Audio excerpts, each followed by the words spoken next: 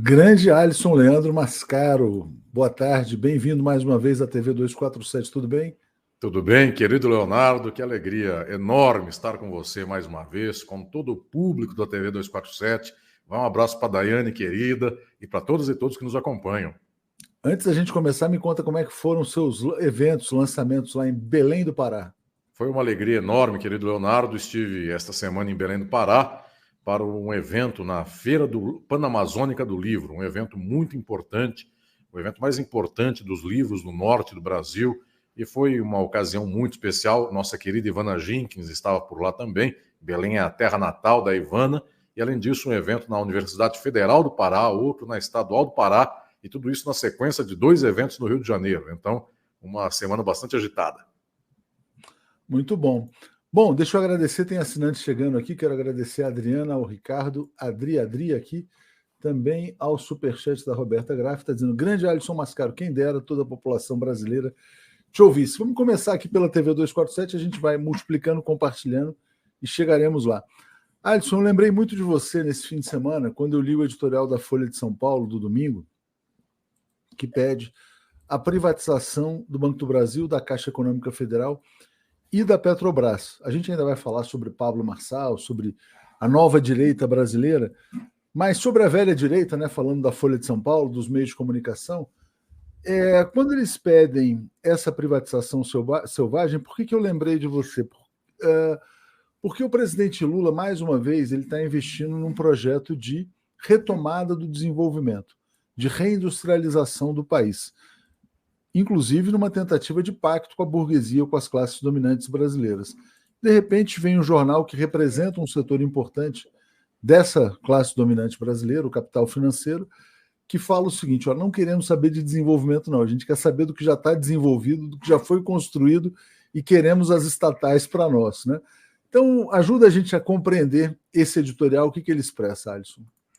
Em primeiro lugar, querido Leonardo, é revelador este editorial da Folha de São Paulo de uma posição que não muda, passam-se os anos e passam-se as décadas.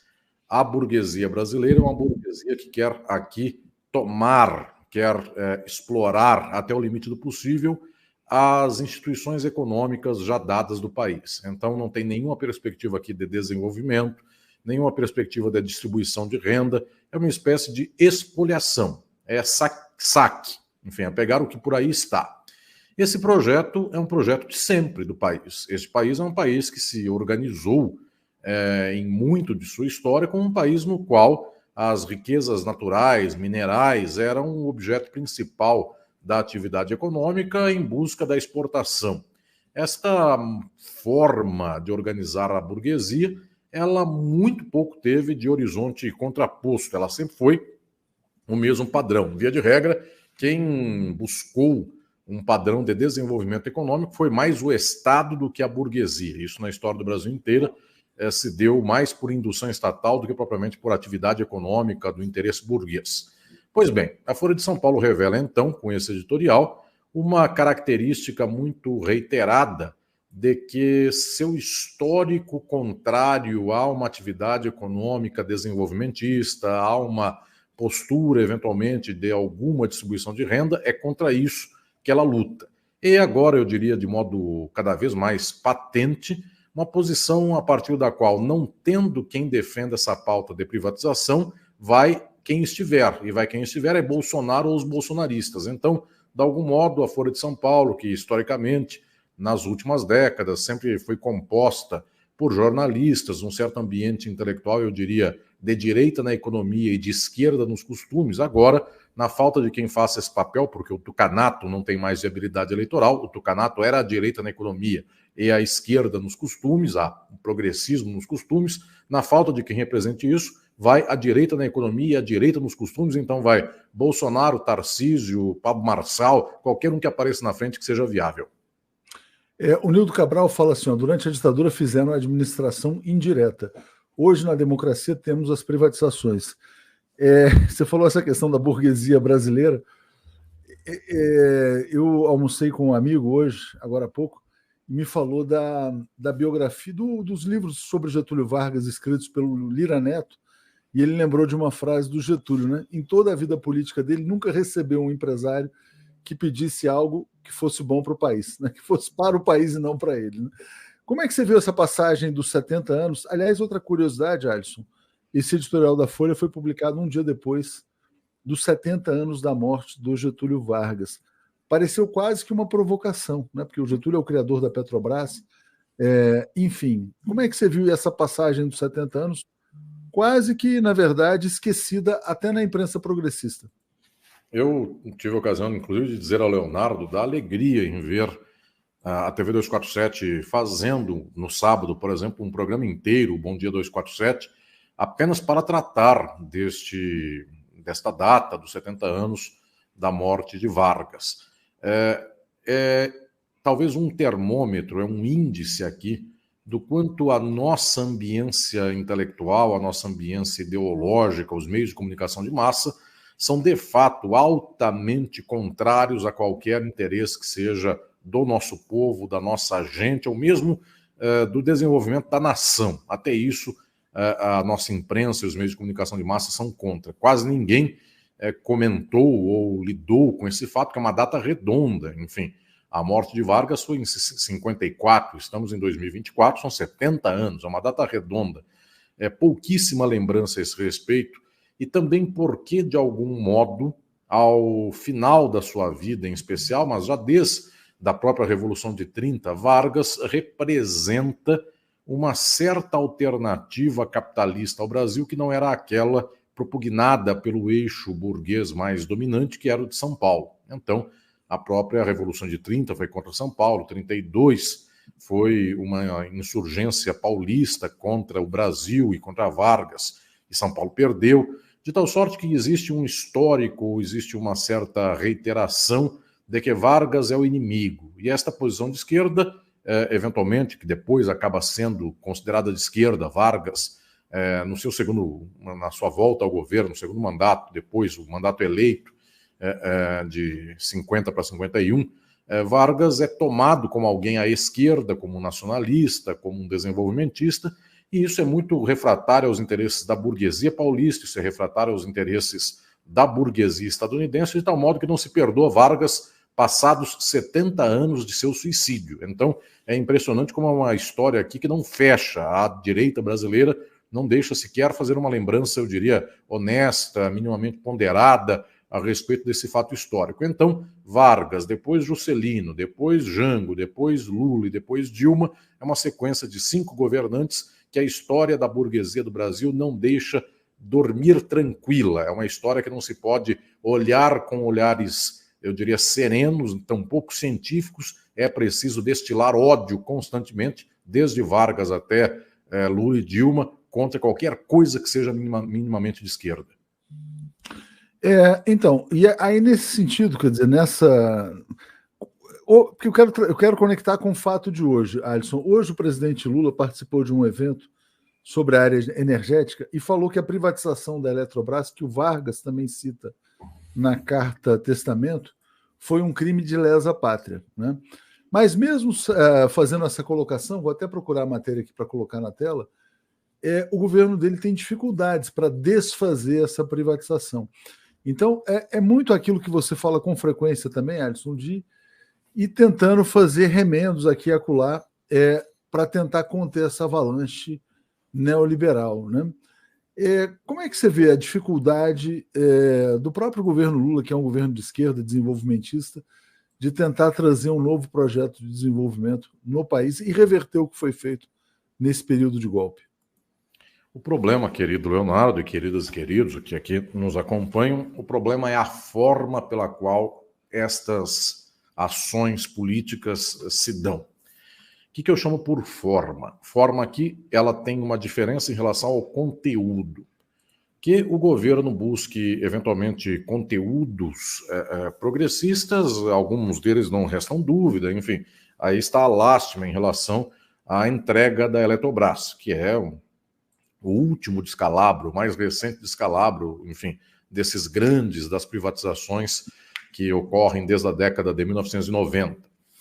Então, nesse contexto, lutar em favor da Eletrobras, lutar pela Petrobras, lutar por uma série de políticas muito direcionadas ao resgate de algumas instituições econômicas nacionais, todos estes são conteúdos muito valiosos. Observem a diferença que eu vou fazer aqui de conteúdo e forma.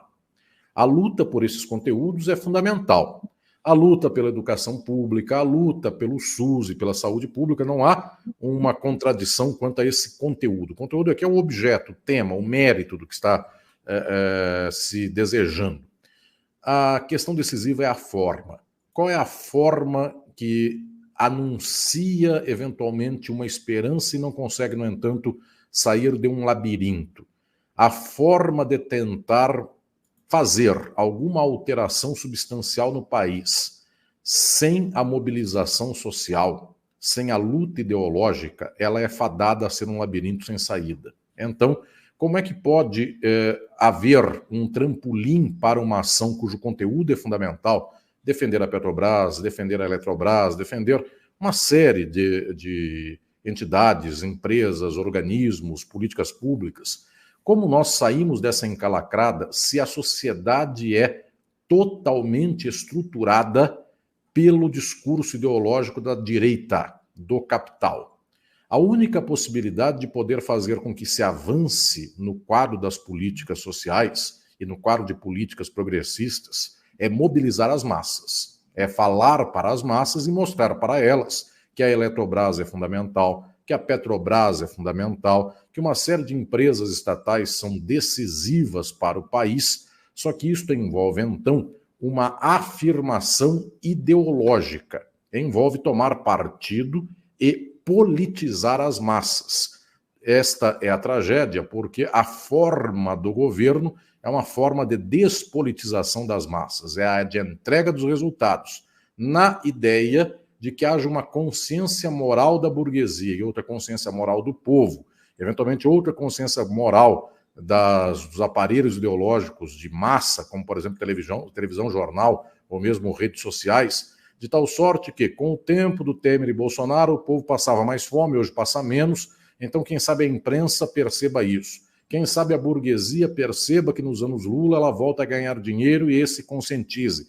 Quem sabe o povo que morreu quase 1 milhão de pessoas de Covid há alguns anos atrás, agora que tem um pouquinho de filé mignon, picanha e cerveja, o povo vote na esquerda. Este é o modo, esta é a forma labiríntica que não sai do lugar. Por quê? Porque o povo inteiro é mobilizado pela direita. O povo hoje tem discurso de extrema-direita, sabe citar autores, ideias, posições de extrema-direita. Ser de direita é orgulho para o povo, ser de esquerda é vergonha.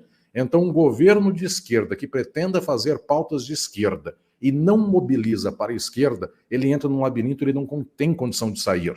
Este resultado já foi o resultado dos 2 governos Lula e dos 2 governos Dilma, um governo inteiro, um mandato inteiro e outro no meio do qual ela sofreu impeachment. Estes 4 governos, ao não mobilizarem as massas, ao não conscientizarem a esquerda, o resultado foi o que foi. Então, não é que o resultado foi ruim, o resultado econômico, inclusive, foi o melhor do Brasil desde o tempo da ditadura. Então, não há dúvida quanto a esse respeito. O Brasil cresceu na crise de 2008 em níveis bastante expressivos. A questão decisiva é que, em não havendo luta, em não havendo mobilização, em não havendo a tentativa de abrir caminhos no meio desse labirinto, efetivamente não há nada que garanta um governo como tal. Então, a volta de Lula agora em 2023, com a eleição de 2022, é a volta sob a mesma forma. Então, é a tentativa de imaginar que a burguesia, em algum momento, lhe dá um pouco de descanso, lhe dá um pouco de paz. E nós já sabemos, a Folha de São Paulo, o editorial dela já é um cântico de guerra. Nós já sabemos também que a Globo não vai deixar passar barato, que os grandes financistas do Brasil continuam bolsonaristas. Paulo Guedes se anuncia como candidato a presidente da República e aí o mercado financeiro fica feliz com uma coisa como esta.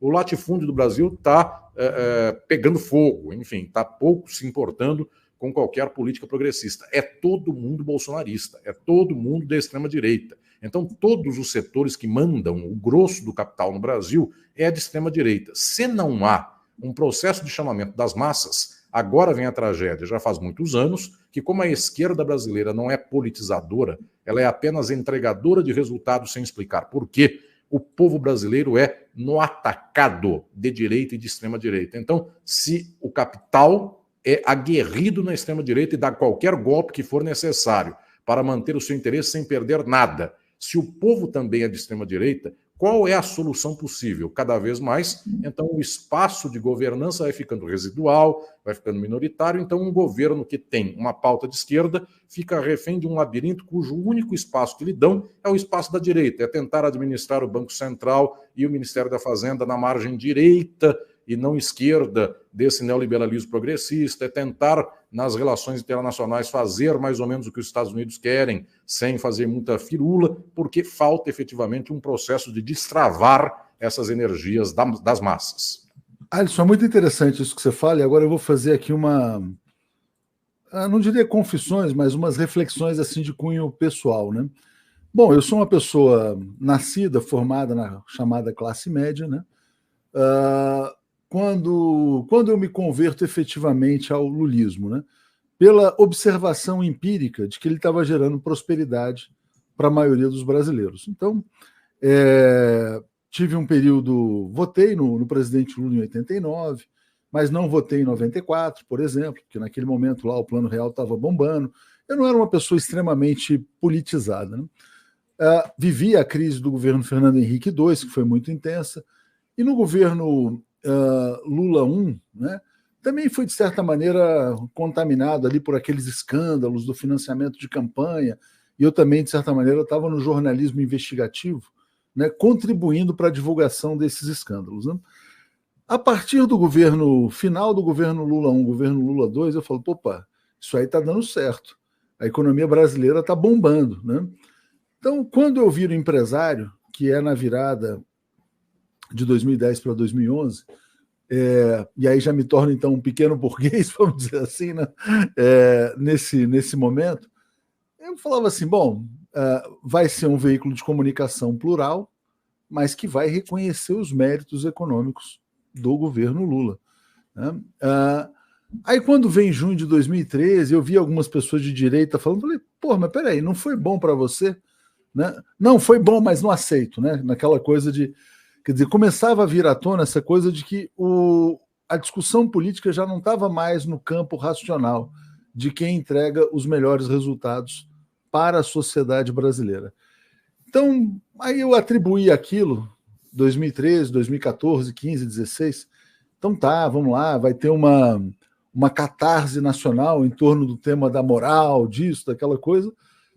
Aí o Brasil viveu o pesadelo Bolsonaro, né? Temer-Bolsonaro, vamos dizer assim, o Lula voltou e o Lula está gerando resultados novamente, assim como ele gerou no passado.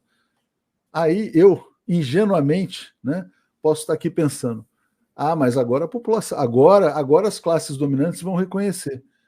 Aí vem a Folha de São Paulo, no fim de semana, e fala, olha, tô nem aí se o Lula está gerando resultado ou não. O que a Folha está dizendo é o seguinte, a minha agenda, a nossa agenda não é do presidente Lula. Então a burguesia vai apoiar qualquer candidato que não seja o Lula, que expresse aquela posição. Então, mais uma vez, a política brasileira não vai estar sendo travada no campo da racionalidade. Porque antigamente era fácil, você pegava assim, bom, a média de crescimento no governo Fernando Henrique, sei lá, 1%, voo de galinha. A média de crescimento no governo Lula, 4%. A Bolsa de Valores no Fernando Henrique, fracasso total no governo Lula, um sucesso tremendo, desemprego, todos os indicadores do Lula são melhores do que os indicadores do FHC. E eu chego à conclusão de que não é isso que vai pesar agora em 2026. Então, esperar um reconhecimento da classe dominante é uma guerra perdida, como você já expressou. Então tá aqui. Então agora é o seguinte, para ganhar 2026, vai ter que politizar a sociedade, né? Como você tem dito. Nós perdemos 15 anos de governo sem politizar a sociedade. São 8 de Lula, 5,5 de Dilma e mais 1,5 agora de Lula 3. Dão 15 anos na prática. Estes 15 anos, se houvesse politização das massas, não haveria Bolsonaro, nem haveria Pablo Marçal. não haveria João Dória, não haveria Michel Temer, se em 2003 começasse uma campanha nacional por movimentar e mobilizar a sociedade. A direita seria mais fragmentada, os seus candidatos deveriam cumprir um protocolo de que teriam algum interesse social, então ainda seria aquela situação pela qual Geraldo Alckmin, em 2006, teve que vestir um macacão da Petrobras, porque senão pegaria muito mal que a direita concordasse imediatamente com a privatização dessas empresas públicas. José Serra, eventualmente, deveria fazer ainda uma certa inflexão menos de direita em 2010, e dimensões como tais, organizando a direita. Então, o que eu diria é que nós desperdiçamos um tempo histórico enorme, de tal sorte que, passados estes 15 anos de mandatos do PT, hoje a geração das jovens e dos jovens do Brasil é majoritariamente de direita e de extrema-direita. 20 anos atrás não era, porque ainda havia um rescaldo da ditadura militar. Havia uma juventude que tinha lá 17, 18, 20 anos de idade, 30 anos de idade, e que a ela parecia que ser relativamente de esquerda era bom. Hoje, a ideia de ser de esquerda é péssima para a maioria da população. O bonito é ser de direita. Então, cada vez mais candidatos ficam discutindo por aí quem é a verdadeira direita, quem representa a verdadeira direita. Esse tal de Ricardo Nunes, prefeito de São Paulo, declara essa semana que a direita eficaz e verdadeira é ele. Então, é uma campanha para ver quem é o campeão da direita. Isto é uma vergonha, isto é algo que, historicamente, é o fracasso da mobilização das massas. A tragédia é que nós já temos 1 ano e meio de governo, para mais de 1 ano e meio de governo em 2023 e 2024, e este momento de agora é o momento pós-golpe de 2016. Lula foi preso quase 2 anos, dia e noite, madrugada, passou na cadeia em Curitiba, nesse horrendo processo que foi o da Lava Jato.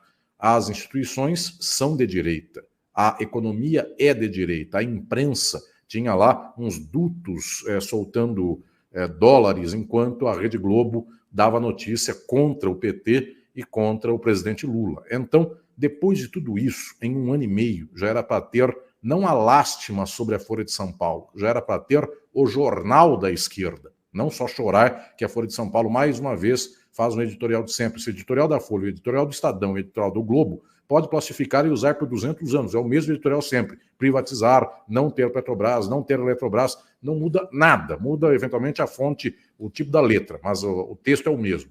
Então, que estou aqui, troca Getúlio por Lula, enfim, a ideia é a mesma. O que estou aqui dizendo é que, enquanto não há esse processo de mobilização, nós estamos perdendo as massas da sociedade. O bolsonarismo atinge 50% da população.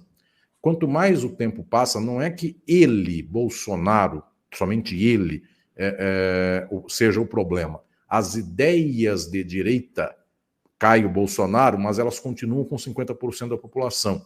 E agora fiquemos chocados. Não é de 50% caindo no futuro, é de 50% para mais. Porque posições de esquerda, posições transformadoras, posições revolucionárias, elas não são posições que falam diretamente na sociedade. As esquerdas que têm cargos não politizam. As direitas que têm cargo politizam e as que estão fora de cargos politizam também e têm enormes aparelhos ideológicos. E a esquerda que está fora de cargo, tirando o 247 e mais alguns poucos órgãos, o 247 carregando tudo isso, não tem espaço nenhum e voz nenhuma. Então, é de fato muito minoritário, e a tendência da sociedade capitalista em crise no Brasil e no mundo é fazer com que as massas elas sejam massivamente, majoritariamente, de direita e de extrema-direita. Então, o quadro brasileiro, o quadro estadunidense, só piora.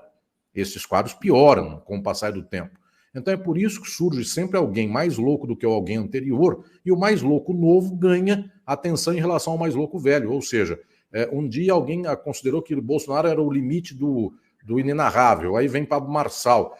Pasmem, daqui a 10 anos vem alguém pior que isso. Então, enquanto não se mobilizam, as massas não são mobilizadas, enquanto não se chama as massas a um processo de conscientização, nós estamos perdendo 1, 2, 3, 4 gerações. Essa é uma tragédia, Leonardo, porque efetivamente o aprendizado daquela dor de 2013, 2016 não chegou a ponto de mudar a forma da luta. Voltam os mesmos conteúdos, que são bons, fazem o Brasil crescer, sai daquela história de uma recessão com Temer e Bolsonaro e volta aqui um certo crescimento. Isso é sempre muito bom. Mas o resultado social é que daqui a pouco a direita, que é sempre direita, dá um golpe e nada desse crescimento serve para a mobilização social.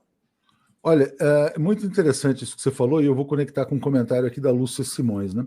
Diante desse cenário, fico preocupada demais com o futuro das nossas crianças. E aí, por quê, né? Vamos pegar o caso da Eletrobras. O presidente Lula não está conseguindo reverter o que ele chama de crime de lesa pátria no caso da Petrobras. Depois do governo Lula, nada garante que o Brasil conseguirá preservar Petrobras, Caixa Econômica, Banco do Brasil. Porque a classe dominante brasileira não é nem capaz de fazer um pacto mínimo assim, né? Pacto mínimo para não deixar o Brasil sair dos trilhos, né? Então tudo isso é muito preocupante. Quando a gente vê o Pablo Marçal, Alisson, a gente pode pensar o seguinte, olha, que mesmo depois de um mandato, vamos imaginar o seguinte, a média de crescimento do governo Lula vai ser de 3%, né? O desemprego vai cair. Isso não impede que depois disso se eleja um Pablo Marçal presidente da República. Acho que o Lula vai se reeleger, mas o risco Pablo não pode ser subestimado. E agora vamos entrar nesse personagem. Como é que você vê, quer dizer, o que ele expressa? Ele expressa a sociedade neoliberal. Aliás, hoje eu assisti um vídeo muito interessante, Alisson, que mostra, quer dizer, como é que ele criou esse império de comunicação, que é muito mais poderoso do que os grupos de WhatsApp do Bolsonaro, né? Ele tem um exército, ele copiou inclusive um cara que fez isso nos Estados Unidos. Como hoje tem muitos jovens desocupados ou subocupados, ele tem um exército de jovens que ficam lá ganhando um trocadinho para fazer recortes dos vídeos dele, né? E aí ele foi banido das redes sociais. Um dia depois ele já tinha mais seguidores nas contas reservas do que o próprio Guilherme Boulos, né? Isso aí ele é uma expressão do neoliberalismo, dessa sociedade totalmente direitizada. O que significa Pablo Marçal? Eu penso, querido Leonardo, porque esse espaço aqui nosso, no 247, é um espaço tão especial. Leonardo aqui e eu, nesses anos de reflexões mensais, quanto que isso ajuda para podermos aqui jogar as peças desse jogo da sociedade brasileira com responsabilidade, crítica, vigor de transformação. Eu considero bastante insuficiente quem localiza o fenômeno Pablo Marçal nos termos do neoliberalismo. O fenômeno Pablo Marçal é um fenômeno do capitalismo. Desde que há capitalismo, há figuras como Pablo Marçal. O Luiz Bonaparte, na França, no século XIX, já era uma figura assim. No século XX, Mussolini é uma figura esdrúxula, historicamente. O próprio Gramsci, nos seus Cadernos do Cárcere, narra um tal Achille Loria, é um nome de um cidadão político fascista italiano, que era um cidadão que só falava desplantes, coisas absurdas, enfim, fenômenos, propostas as mais esdrúxulas possíveis. Era tão absurda essa figura de Achille Loria, era tão ridícula essa figura, que ele era um personagem popularíssimo, tornou-se legislador do fascismo, uma das figuras mais decisivas no peso político do fascismo. Então, o próprio Achille Loria, o próprio Benito Mussolini, o próprio Adolf Hitler, são figuras esdrúxulas de início. Como é que pode um austríaco de nenhum porte marcial chegar para a Alemanha, governar a Alemanha, requerendo uma forja militar de organização de extrema-direita, e Hitler fez tudo isso com os discursos mais disparatados possíveis. Então, a prova de que a disfunção política, ou melhor dizendo, a função política reacionária, ela é patente no capitalismo, é o fato de que, desde que há capitalismo, a política é composta desses personagens. Bushinho, o Bush filho, já era uma excrescência. Trump é outra excrescência. A bem da verdade, Ronald Reagan é uma excrescência, porque o Ronald Reagan equivaleria a uma espécie de ator de novela religiosa da Record, porque não seria nem da Globo naquele período. Ele era ator de filme B de Hollywood, nem os filmes principais de Hollywood ele era ator para isso. Então é como pegar alguém aí muito secundário na segunda televisão que faz novela, ou então já aí que semana passada o Leonardo e eu entrei na programação para falar do SBT, ator de novela do SBT no tempo em que não fazia sucesso novela do SBT. Esse era o Ronald Reagan. Essas figuras brotam no capitalismo. Então a pergunta primeira é: quem produz um fenômeno como Pablo Marçal é o capitalismo. O capitalismo precisa dessas peças, precisa pegar qualquer um e fazer qualquer um governar, sendo qualquer um, porque quanto mais qualquer um for, mais frágil é essa pessoa na administração da política e mais favorável aos conglomerados do capital. O próprio Hitler, eu escrevi o Crítica do Fascismo, o Leonardo, inclusive, me deu a alegria de estar no lançamento desse livro em São Paulo. O próprio Hitler, que parecia uma figura fortíssima, ele era fraquíssimo perto dos 5 conglomerados das empresas, dos capitalistas alemães. Esses conglomerados mandavam e desmandavam, eram os oligopólios alemães. O Hitler era um joguete na mão desse pessoal. Ele era bravão, ele era o poderoso exatamente para terceiros, para o povo pobre, para o judeu, infelizmente. Mas para os ricos ele era alguém que nunca atacou o seu interesse. Então, efetivamente, Pablo Marçal é um fenômeno do capitalismo, porque as massas são muito pobres, as massas, inclusive, são a toda hora bombardeadas pela riqueza, porque é diferente ser pobre no capitalismo do que ser pobre no feudalismo e no escravismo. Virtualmente, um pobre no feudo nunca entrou no castelo do senhor feudal.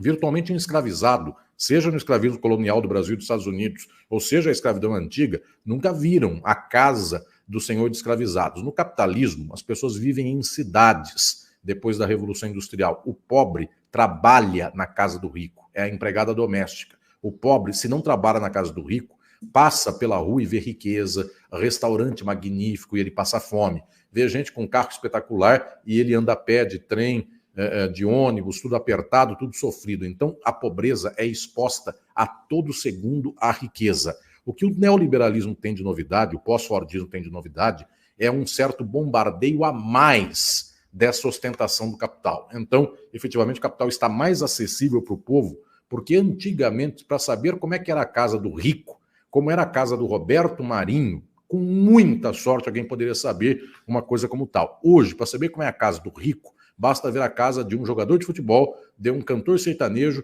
de um empresário da soja do Mato Grosso e, pasmem, a casa dos três é mais ou menos igual. É piso de porcelanato, é parede com vidro, porque não tem nenhuma função para servir de guarda para quadros, esculturas. Então, é a mesma história, é o mesmo padrão. O que acontece? A única coisa que identifica o rico é ter dinheiro, porque a casa é a mesma, seja ele jogador de futebol, seja ele dono da XP, ou então especulador da XP. É mais ou menos a mesma coisa. Então, nesse quadro geral, a pobreza é toda hora bombardeada com o fato de que a riqueza é poderosa, a riqueza ostenta, a riqueza tem tudo, e ela, a pobreza, não tem nada. Nesse quadro, sempre um pedaço expressivo do povo se alinha a este interesse que é o interesse do capital. A ideologia da sociedade capitalista é a ideologia do capital. Então o povo também quer ter.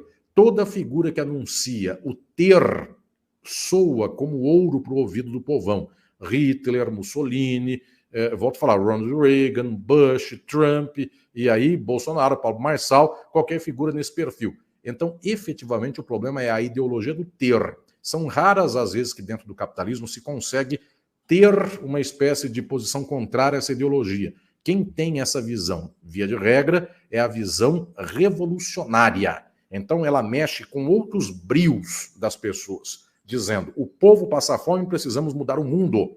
Então precisamos transformar a sociedade. Esse brio é revolucionário. A esquerda liberal não tem brio. A esquerda liberal tenta agradar o capital. Então ela não mexe com o brio do povo. Ela tenta entregar, volta a falar, picanha e cerveja. Nesse sentido, o que ela faz? Ela entrega a ideologia do capital. Então ela abraça a ideologia do capital. A única possibilidade de organizar um processo de combate a essa ideologia é buscando uma energia mais sólida do que essa de medir um ser humano por dinheiro. E a energia mais sólida do que essa, eu volto a falar, é brio, é honra, é dignidade de dizer: eu não quero um mundo no qual 1% da população tenha 50% da riqueza, eu quero um mundo no qual tudo seja de todas e todos possam viver plenamente com dignidade, com um teto, com água, com saúde, com comida. Então, este sentido é o sentido mais pleno. E só para dizer, Leonardo, a única movimentação que vem junto com os revolucionários é o que se chamou, num interregno do século XX, de teologias da libertação.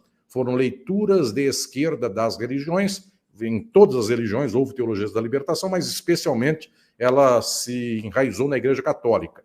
Neste ambiente também havia uma ideia de que ser cristão é tirar o pobre da cruz e não enfiar mais um prego na mão do pobre na cruz. Então, foi o único movimento que veio junto com a esquerda revolucionária. Os dois, historicamente, estão em muita baixa, então ser de esquerda revolucionária hoje é quase irrisório o número de pessoas que estão nesse horizonte. A esquerda é sempre liberal nos dias de hoje, é sempre consumista, é sempre distribuição de consumo. A teologia da libertação, ela foi decepada pelo Papa mais reacionário que houve, que foi o João Paulo, mais reacionário recentemente, porque os papas, via de regra, tirando Francisco, são reacionários. Então, acabou-se com a teologia da libertação, de tal modo que em todo o quadro geral agora é isto: é dinheiro, consumo, ostentação, religião da prosperidade, teologia da prosperidade, de tal modo que o quadro é esse. Cresce cada vez mais esta esfera ideológica da extrema-direita. Interessante, porque o Pablo Marçal, ele se legitima diante da juventude quando ele faz essa exibição de riqueza. Não, olha, eu tenho tantos milhões, eu tenho 100 milhões, 200 milhões, eu tenho um avião, eu tenho isso, tenho aquilo. Quer dizer, isso, inclusive... e, aliás, até um vídeo que eu vi, na verdade, explicando quem é o Marçal, o cara, para dizer que ele tem autoridade para explicar, ele antes disse que ele ganhou 200 milhões na internet também. Parece que todo mundo ganha 200 milhões na internet, é uma coisa curiosa. Fácil, né? Pois é, parece que é fácil. Alisson, e aí, olhando aí o fenômeno como você explicou, eu queria trazer essa pergunta do Edevaldo, que eu achei muito interessante, que tem a ver até com a minha passagem biográfica aqui, né? Quando ele fala assim, existe fascismo sem crise econômica? Eu falo o seguinte, quer dizer, a Argentina teve um Milei, tem um Milei, né? Porque as pessoas falam, mas tudo bem, ninguém mais aguentava lá o peronismo, tal, a crise econômica, a inflação. No Brasil, é possível ter um fascismo sem crise econômica? Porque o Brasil não está em crise econômica, objetivamente. O Brasil está saindo da crise econômica do golpe de Estado de 2016 e está saindo muito bem. O sucesso do presidente Lula no terceiro mandato não é uma garantia contra o fascismo? Nenhuma. A sociedade mundial, o capitalismo mundial está em crise, então a crise não é só do Brasil, a crise é do mundo. O Brasil está, neste momento, num certo, eu diria, numa certa pequena maré em favor na economia, mas é impossível que a crise do capitalismo não venha a engolfinhar o mundo inteiro. Então, o que o Brasil está fazendo é também alguma coisa muito próxima do que a China faz, só que a China faz com mais potência econômica, política, institucional, militar. O Brasil faz com muito menos. Mas é aproveitar uma espécie de rebarba desse processo. Então, a China se industrializa, o Brasil vende produtos agrícolas e tudo isso vai tocando do jeito que dá. E, efetivamente, este processo é um processo que está plantado, ainda que seja um galinho verde, ele está plantado numa árvore que é o capitalismo mundial, que está em crise. Essa crise, de vez em quando, ela abalroa o Brasil, ela esbarra no Brasil, e o Brasil não tem muitos recursos para poder se sustentar em face dessa crise mundial. É claro, o Brasil tem recursos, eventualmente, bastante pujantes. Opa, congelou aqui ou aí? Deixa eu ver. Você me escuta, Leonardo? Acho que congelou o Alisson. Deixa eu só ver. Voltou. Tá. Voltou, pode falar. Eu diria que o Brasil tem recursos bastante suficientes se houvesse algum grau de disposição de conflito. Então, olhem a tristeza que nós temos. Guido Mantega era alguém que tinha um horizonte de desenvolvimentismo, tinha uma formação de esquerda, não era revolucionário, mas tinha uma formação de esquerda nacional desenvolvimentista e estava no governo num tempo em que do governo não se esperava que houvesse um arranque desenvolvimentista, mas estava lá. Era uma cabeça que pensava o desenvolvimentismo desde sempre, desde a faculdade, desde os primeiros livros. Quando vem a crise mundial em 2008, ele está no momento certo, na hora certa, e ele leva o governo economicamente mais para a esquerda. Nós não temos mais Guido Mantega. Foi um projeto deliberado de deixar Guido Mantega de lado, e então a ambiência que forma os personagens econômicos do governo é uma ambiência pautada no mercado financeiro e não mais na indústria. Guido Mantega era um homem que pensava em indústria. E o que nós temos hoje é gente do mercado financeiro. Sempre o discurso é agradar a Faria Lima, ela não pode ficar totalmente desagradada, ela não pode ficar arisca, tem que manter o teto do gasto e qualquer coisa dessa. Então a tragédia é que não tem uma mobilização dentro do governo mais à esquerda, para poder, inclusive, usar algumas armas que o Brasil tem para enfrentar a crise mundial. Como não tem, vai na mesma toada da crise do mundo. Por acaso, hoje a soja está aguentando aí e o mercado agrícola está aguentando um pouco do crescimento do Brasil, assim vamos nós. E, eventualmente, esta residual reindustrialização, porque também não é algo muito pujante. Os próprios empresários do Brasil não estão empolgados em tirar o seu dinheiro do mercado financeiro e fazer indústria. Então, é uma indução do Estado de incentivo para que uma indústria chinesa venha aqui e faça o carro, coisa que no Bolsonaro não tem, nem isso tinha, nem tinha mais indústria para carro. Então, efetivamente, o que nós temos aqui é uma espécie de indução que dá um resultado, só que isso não garante que o país esteja às margens da crise do fascismo. Por quê? Porque o capital sempre é fascista, só não é fascista quando não precisa. Só que ele é sempre potencialmente fascista. Então, nunca houve governo de esquerda no mundo, nem na fase melhor do capitalismo, nunca houve governo de esquerda pelo qual a burguesia gostasse desse governo. Sempre tem um processo de ódio em relação a esta dinâmica. Observemos nós, o próprio Juscelino Kubitschek não era um homem de esquerda, era um homem de direita, não vinha nem do PTB do Vargas, que também não era o suprassumo da esquerda, mas nem disso ele vinha uma coisa próxima do PSD, enfim, não era o DN, claro, o DN era sua inimiga.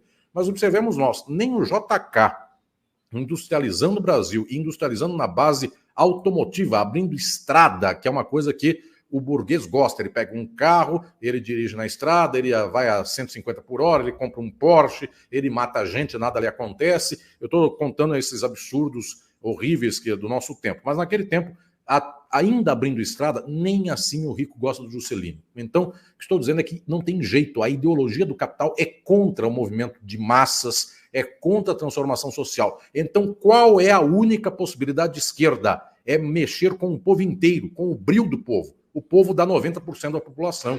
Enquanto esse povo não é ensinado, não é mobilizado, esse povo é inteirinho levado para a direita. Então, a minha tristeza é que nós já estamos entrando no ano 15 de governos de esquerda do PT, e há 15 anos não tem mobilização, há 15 anos não tem um jornal, há 15 anos não tem uma televisão. Não fosse o Atush fazer a TV 247, nem TV 247 tinha. Isso é um resultado do Atush. Então, cadê o Alisson? Travou de novo, não?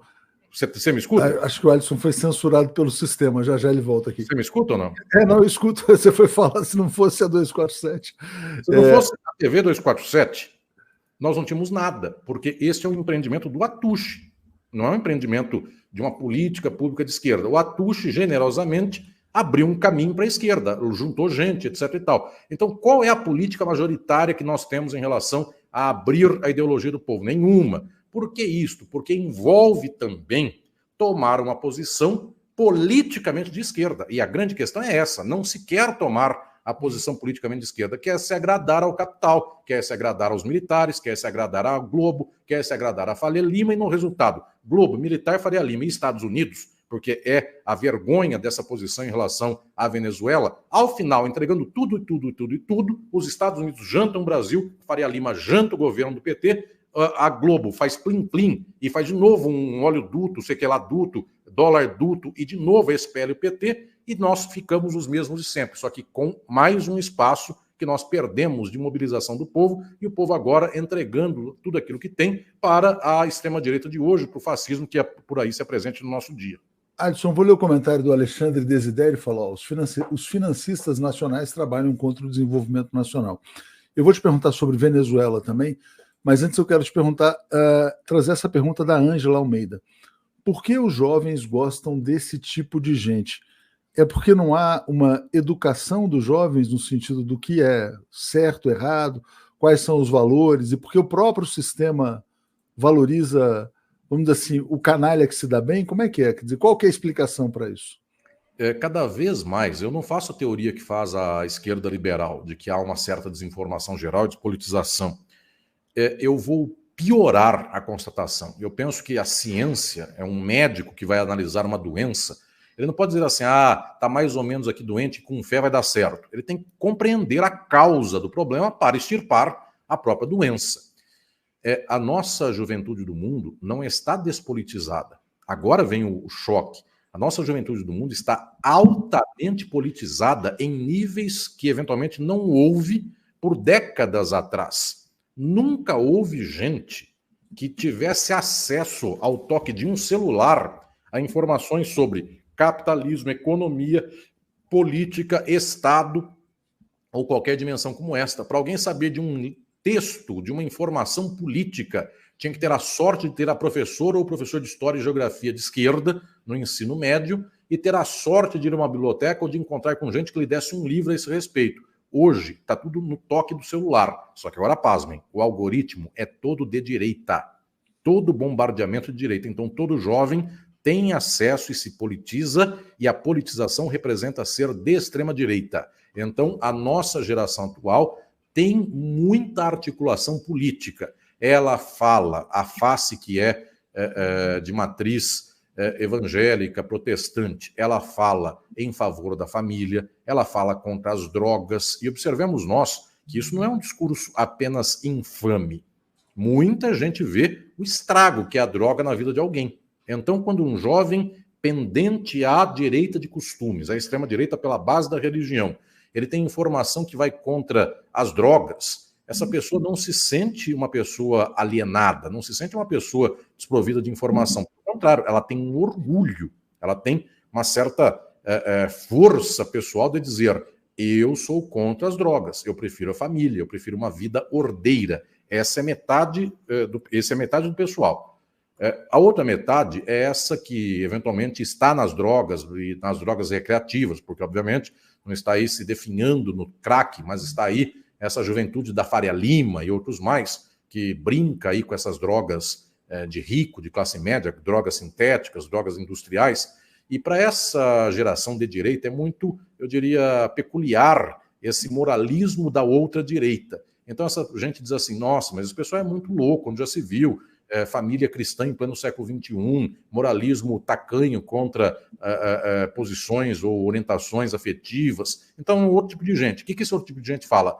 Ah, mas o problema é que no Brasil tem muito direito trabalhista, o problema é que o empresário não pode empreender, nós somos meritocratas e nós não estamos tendo resultado. Então é o mesmo discurso de direita, apenas com a outra vertente. Resultado, junta um com o outro, dá quase 100% dos jovens de direita. Metade por razões morais, metade por razões deliberadamente políticas neoliberais. O Pablo Marçal faz a ponte entre os dois. Bolsonaro também faz a ponte entre os dois. Ele é muito ruim cristão, porque uma pessoa acreditar que o Bolsonaro é um cristão, até no nível mais esdrúxulo da palavra, não passa pelo lugar, e também acreditar que ele é um homem, eu diria, candente do neoliberalismo, ele não sabe nem direito o que é isso, é que ele entrega o governo aos neoliberais. Então, a grande contribuição que ele dá é deixar privatizar, o Paulo Guedes dominar o cenário lá do governo. Mas observemos nós, o que nós temos aqui, efetivamente é um quadro no qual as massas, os jovens são politizados. E neste quadro no qual o mundo é muito ruim para a juventude, ela não tem emprego, ela não tem sentido, se tem emprego a vida é ruim,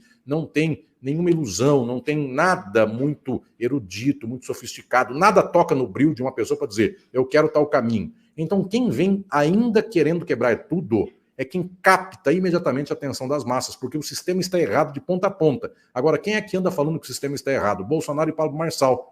E eles não vão destruir o sistema, eles são o sistema. Quem é que não fala que o sistema está errado? A esquerda liberal, ela fica dizendo que o sistema é esse, temos que consertá-lo, melhorá-lo, confiar nas instituições, confiar no STF, confiar nisso, confiar naquilo, e o povo sabe que todo o sistema não entrega nada em termos de alegria, em termos de potencial de vida para a população. Então, é a extrema-direita que tem feito o papel de quebrar tudo. Por que a juventude vai exatamente, diretamente para o ponto? Por quê? Se vai quebrar tudo e ainda sobram uns trocados para o jovem, é isso que ele quer. A esquerda não quebra tudo, mantém o sistema repressivo que põe não sei quantos milhões de brasileiros na cadeia, mantém o pobre na miséria, na favela, e não sai da favela, nada acontece de muito diferente, e ainda fica defendendo aqui uma ordem, que é a ordem capitalista, de tal modo que de vez em quando quase que a extrema-direita flerta com alguma crítica ao capitalismo, jamais fará, mas quase que flerta com isso, e a esquerda agarra o capitalismo e defende com unhas e dentes. Obrigado, Alisson. Aqui a Ana estava me dizendo que eu é que estava travando, então você me desculpa, era a nossa internet aqui que está oscilando. E o Leonardo Godoy está dizendo: a direita capturou as massas pela inércia da esquerda, infelizmente. Para a gente encerrar aqui, quer dizer, olhando esse cenário catastrófico, você acha que uma figura como essas pode ser presidente da República num país como o Brasil? A gente pode viver esse pesadelo, nem olhando para a prefeitura, porque ele já está dizendo que quer ser candidato a presidente em 2026. Pode acontecer uma tragédia dessa proporção cósmica no Brasil? Leonardo, querido, queridas e queridos, quem são os próximos políticos do Brasil? Vocês que defendem as instituições. Aguardem, quem administrará as instituições do Brasil? Pablo Marçal, Nicolas Ferreira. Então, isso é a nova geração de políticos do Brasil. Não tem condição de não ser gente como essa. Podem não ser eles, serão pessoas similares a eles. Aí alguém vai dizer, mas é possível um país ser administrado assim? Milei fala com cachorro morto e administra a Argentina. Trump é o que administrou os Estados Unidos.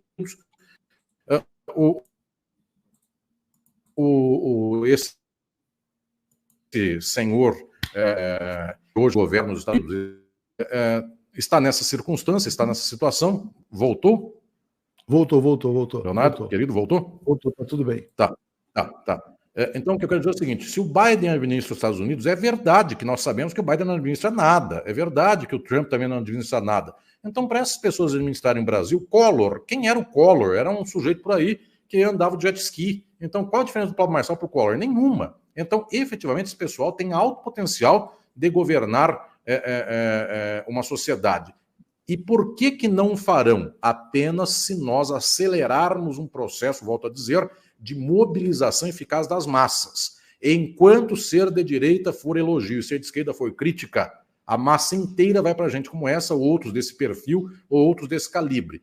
Eu gostaria enormemente, a chance está acabando, a ampulheta, os últimos grãos de areia da ampulheta estão caindo, não vai sobrar mais nada. Tem que chegar o momento em que a esquerda do Brasil, que ainda tem um governo na mão, não desperdice 2 anos e meio. Tenha uma televisão, tenha um jornal, faça um pronunciamento de esquerda, tenha alguns inimigos na direita. Não dá para agradar Estados Unidos, Latifúndio, Faria Lima e Globo e fazer um governo de esquerda. Tenha uns 3 ou 4 inimigos, porque vocês vão levar golpe, mas pelo menos levem com a dignidade de que chutaram o pau da barraca. Façam com que o povo defenda vocês. Assim, esmilinguindo, que nem avião da Passaredo, não tem condição, gente. Infelizmente, tem que ter um quadro de luta. Isso aí que você fala lembra Venezuela. Na sua opinião, o governo brasileiro deve reconhecer a vitória do Nicolás Maduro ou não? O problema é óbvio que, numa circunstância como tal, aconteceu alguma coisa que mudou o padrão brasileiro de comportamento com a Venezuela, porque não era para ser assim. Então, o dia em que pediu atas de eleição, nesse dia mudou alguma coisa. E a única hipótese possível é o constrangimento imperialista dos Estados Unidos. Agora, um país que se sente constrangido, ele tem que ter algum grau de mobilização social para dizer, estou sendo pressionado, que não dá para entregar assim tão imediatamente, porque fica difícil, inclusive, para uma posição de esquerda sustentar uma circunstância como tal, porque o argumento que Lula e Petro estão usando contra a Venezuela é o mesmo argumento que poderia ser usado contra os dois e será usado daqui a 2 anos, porque se o Lula ganhar em 2026, é muito provável que ganhe, ele vai ganhar por 2% dos votos, 1% dos votos. E então os Estados Unidos vão usar o mesmo argumento contra o Lula, e esse argumento foi o que ele usou contra a Venezuela. O Petro ganhou por 1% dos votos na Colômbia. É quase um desplante concordar com a argumentação dos Estados Unidos. Então a tragédia é por que há 1 ano e meio não se faz um processo de tentar colocar uns pilares para ver se pelo menos em alguma coisa não se entrega tudo para os Estados Unidos, para ver se fica alguma coisa em favor do Brasil, alguma coisa em favor do interesse nacional. Houve um câmbio, houve uma mudança política no meio do caminho em relação à Venezuela. E isso é certamente um constrangimento externo ou interno, mas foi uma alteração de rumo que aconteceu muito abruptamente. Então, para isso, nós precisamos mobilizar a sociedade para dizer, vocês não vão alterar meu caminho. Se vocês quiserem alterar, eu chamo o povo. Então, é para evitar outros casos como esse de agora para frente, porque agora, vamos lá, a Venezuela já foi um anel jogado, para não perder um dedo.